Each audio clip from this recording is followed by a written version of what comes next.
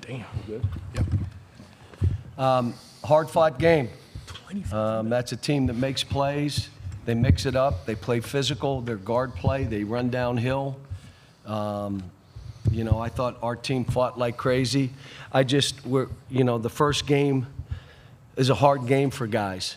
And we missed probably 7 straight shots where we could have extended the game or extended the league, and we missed them. But I'll tell you what we did.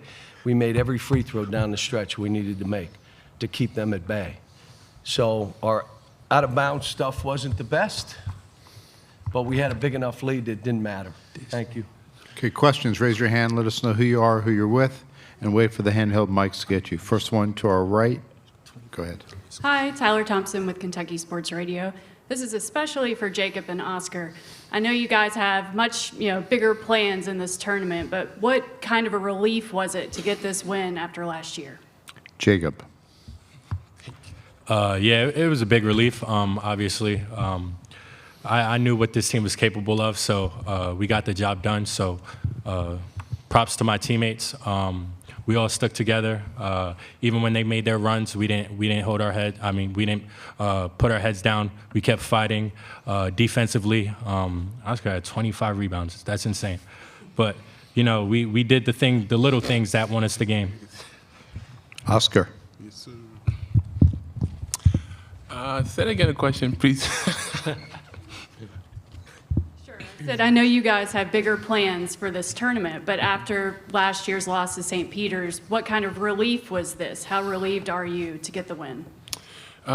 We just come in. I told all my teammates, I said, this year is a year we just come in and fight. What happened last year, it doesn't matter anymore. Now, this tournament is about fighting. It's about who fight the most. That's the one who's going to keep it moving. So we come in with the mentality, and we forget the past, and we're just fighting right now.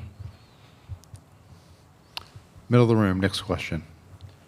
Riley Davis with the field of 68. This one's for Jacob.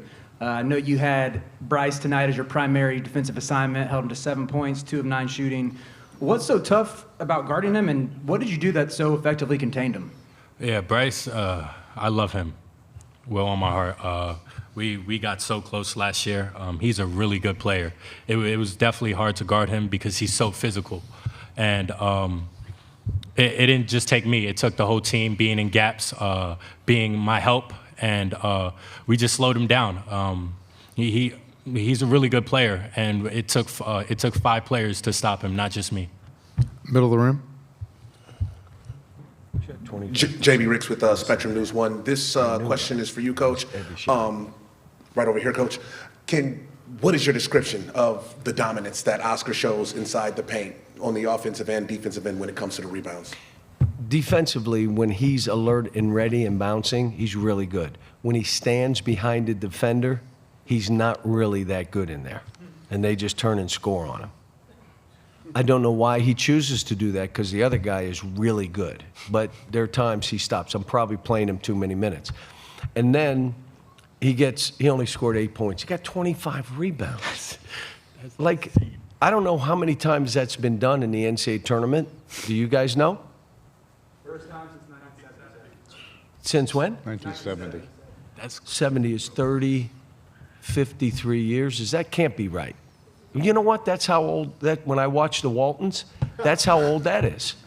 So it's about that old. So I would tell you that he did something that hadn't been done for 50 years. And he's the greatest kid. He didn't pass one to Jacob. We got on him. He looked. He said, I'm good. My fault. He gets held, grabbed, hold, and they call him for pushing off. He said one time this year he just had enough. But I've just enjoyed the heck out of coaching him and seeing him grow as a person, seeing him grow as a basketball player. But this one, I don't think it was if in this tournament winning is a relief, what the heck are you doing here? This is joy. You win in this tournament, doesn't matter how you win. There are teams that have gotten knocked out. You just keep playing and have joy and enjoy. We're not like, well, we're going to win because everybody will be mad if we don't. What? No. Could care less if they're mad or happy or sad. This is about this group of young people. I want them to enjoy this experience. No one is going to put added things on their shoulders. I won't let them. Like I told them, have a ball today. And they did. Now, I just told them, I knew we missed 8 straight shots. Like, just make 1 or 2. We shot 25% in the second half and won, which is crazy. You can't have those gaps in this tournament because you're going to play a good team that can go score. We almost had 40 at half. I'm thinking, great, we're on line to get 80. That's where you want to be. And then all of a sudden, we come up dry on layups, stickbacks, jumpers, floaters, but we still won. And that's a good sign for these guys. Front row. Brett Friedlander, Saturday Road. And actually, Coach, your last comment kind of segues into my question to the players. Yesterday, you talked about having fun and keeping things loose, and it really looked like you guys were having fun out there today. Could you kind of describe what that was like? Yeah, when we're having fun, when we're not on the court, we're trying to have fun with each other because it lifts all the pressure off of us. When we're not worried about the outcome and we're just playing loose and free, that's when we play our best basketball. And it started off the court. It started us not worrying about anything but just spending time together. And I said it yesterday, is just living in the moment. And that's what we did. And we played possession by possession, and we came out with a W. Can I say this? They took their earphones off at dinner. I don't know if one of you told them, take them off. There was so much chatter at dinner. There was so much laughter, but it's hard when you put the earphones on and the hoodie over and you're looking at your phone to have that kind of experience. This should be enjoyed. Coaches don't get here, players don't get here. I want them to enjoy each other and enjoy this. Antonio, you want to take a crack at that, about enjoying it? He said, take a crack at it, what? Question about the joy. enjoying it. Oh, the joy. Having fun. Yeah, definitely. Just the guys bonding with one another, like Coach said, just at the table. Everybody took off their headphones. Previous times we ate, guys had their headphones in. It wasn't too much chatter, but as leaders, as 3 of us, we told everybody, basically, What was the game you guys were playing? Oh, that little, it's like a little TikTok game or something. Like, it's just like. I mean, they're going nuts over there. I'm like, what are they doing? Then they got on the bus and did it, and they laughed so hard. But it makes me feel good because my job is to get them to understand, enjoy this experience. Now, whoever we play is going to be a really hard game. But we're not worried about that right now. We'll go back and enjoy this, meet in my room later tonight, know who we're playing, go have a great night, sleep in, and we'll get up tomorrow. We'll figure things out tomorrow. So this has been a great group. Antonio missed shots, and he looked over at me. What did I tell you? Keep shooting. You better keep shooting. I told Chris Livingston missed 3 15-footers, and I said, keep shooting. Then he missed another one. I said, take him out.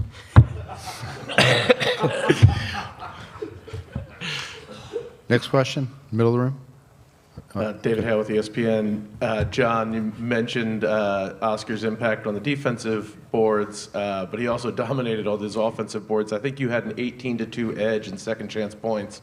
Obviously, you look at the difference in the game. When you are not maybe making every shot the way you would like, having that ability, what kind of impact does that have on the outcome of the game? Well, he's had that ability. People want to forget that he had a knee operation and was out 4 weeks to start the season and should have been out 2 more. He forced his way back. I want to play. I'm good. I can do this. Should have been out 2 more weeks. And it's been in the last, I'm going to say, month that he's gotten back to where he was. And now he's going beyond. But, no, he impacts the game. And the other thing is, how about you have a guy that will go fight and go get all those rebounds, and if he doesn't get the ball, he may come over to me in a timeout and say, Coach, you may tell him to throw it to me.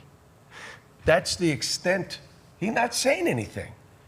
What's better than playing with a guy like that? He'll do all the dirty work, do everything, and all he wants is every once in a while, please throw me the ball.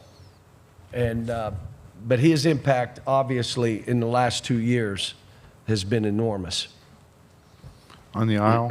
Josh Graham, WSJS. Coach, in the spirit of enjoying things, how much did you enjoy having the crowd behind you in this state particularly? And those were Carolina and Duke fans, too. That's what was amazing about it. No? But no, our fans travel. We got great fans. Now, they're engaged and, they live and die with wins and losses. You have, some of them that are out there a little bit, but we got the greatest fans. They travel, they're excited. I got a stack of letters this year like this when we struggled to hang in, and some of them were unbelievable, and I wrote notes to every one of them because that's our fans. This group will go crazy, and there's this group coming over and sending you letters. Stay the course. You're doing this the right way. You got these kids. Just stay the course. You keep your faith. And so, no, our fans, they travel. Like, I would have been surprised if we didn't have this kind of crowd. Third row, right in front of us, Coach. John Huang, NOLA Media. John, I'm going to stay on this enjoyment theme. How great was it to have your dad out there? It was even better having him in the locker room after. I said my dad, Vince, and CJ was calling him Vinny. Hey, Vinny, my dad's 90, had his knee operated on. That's the first game he's seen in 5 years. With COVID and all the other stuff, he hadn't been able to go to games. The tournament was canceled the year before, and then COVID, and then, but he's 90. I hope, he got no wrinkles on his face. We sat there and looked at him like, you don't have a wrinkle on your face. You're 90 years old. What the heck? So he just wants to be told he's handsome. He said, I don't need to hear that stuff. Just tell me I'm handsome. It's great to have him. My sister and brother-in-law were here, too. Obviously, Ellen was here. So. Last question. This can be for any of you guys. I know, obviously, very focused on finishing out that game. I wonder if, as they were showing some of the end of the Fairleigh Dickinson win over Purdue on the Jumbotron, if you snuck a peek on that or heard anything. Can I say something? What did you just say? Okay, well, yeah, so What did you say? you have a 16 seed, FDU beat number 1 Purdue for 1 seed Purdue. See, I've been telling these guys, you don't watch the games. Because if you think you're going to be playing somebody, they get knocked off. That's how this stuff works. We can write our own story. We didn't know that. Did you guys know that? None of us knew that. We're not watching games. We're focused on us and enjoying this moment. So thank you for letting us know, though, they got beat. I didn't know, and I feel bad. Matt Painter's a terrific guy, and I know what you go through and that kind of stuff. And in this tournament, you ready? I said it. Anything can happen. It's one game. If they played them, FDU, and Tobin's done a great job, Anderson, but if they played them 7 times, what? But that's not what this tournament is. So people will go crazy when this team was a low seed and a high seed beat them. It can happen. We shot 25% in the second half. Could have happened to us. Okay, see you tomorrow, guys. Thank you.